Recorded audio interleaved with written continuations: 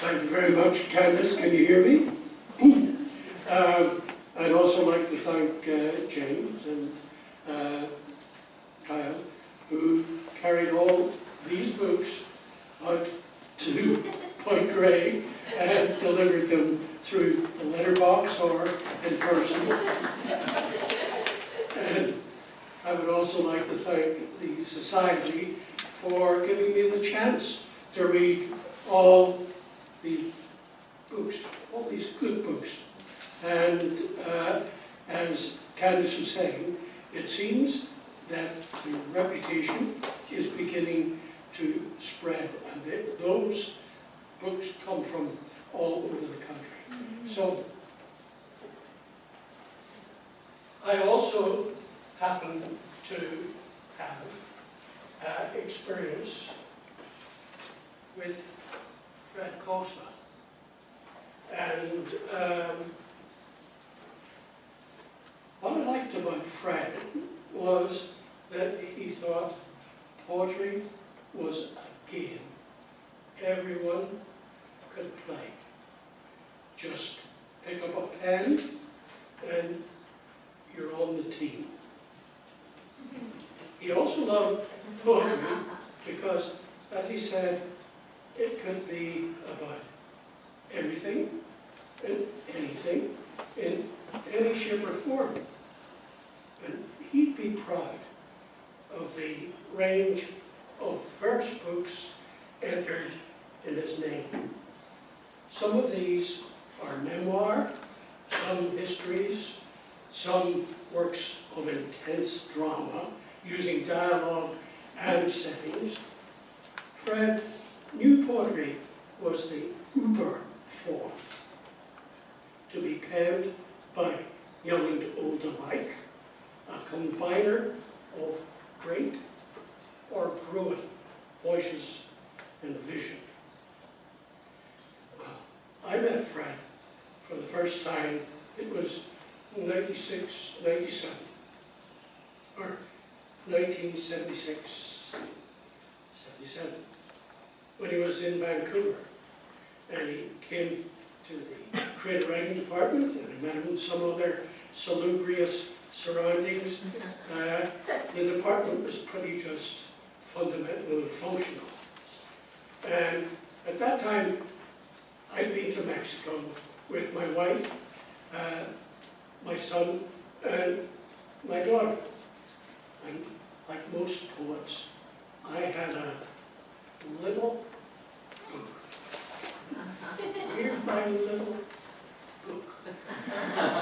It was a book of 25 word drawings about Puebla, the town we lived in Mexico, which is in the state of Morelos. It's where Zapata had his garrison town. In Puebla, they pronounce it, it's not wrong. Puebla, Morelos. And Fred, the tolerant man, took it for fiddlehead books. Even though I had these wild images Fred did that, which worked somehow, I loved him because he let me do, he let me use 2 drawings. One done by my son, one done by my daughter, and the drawings are of 2 Mexican campesinos. One is tall and lean, and the other is squat and fat. And I have to say that Fiddlehead Books embraced the lean and tall poets, fat and squat, and poetry that was wild, that worked, or beautifully controlled. Fred didn't ever get trapped by any school or poetic. He believed that poetry should come up where it can, which is why well, you're all probably members of the society, or prose or poetry comes up where it can. Now, although he moved out west, he had links way, way further east across the Atlantic to Northern Ireland, where I come from.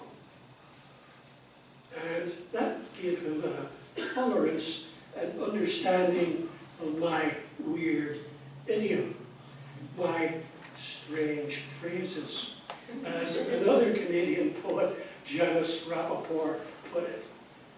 But I always imagined Fred in an old bay-windowed house in a Fredericton street, looking out through curtains laced with lines of poetry. Looking one way, the professor, Fred, sees the past. Looking up the street the other way, the entrepreneur, enthusiast, and teacher Fred sees the future of poetry. And straight in front of him, the page on which he puts his own poetry. Fred was what they used to call a triple threat. Good phrase, a triple threat. He was a scholar, a practitioner of poetry, and a scout of the poetic arts. In my role for the award, in his name, I hope I do justice to his example.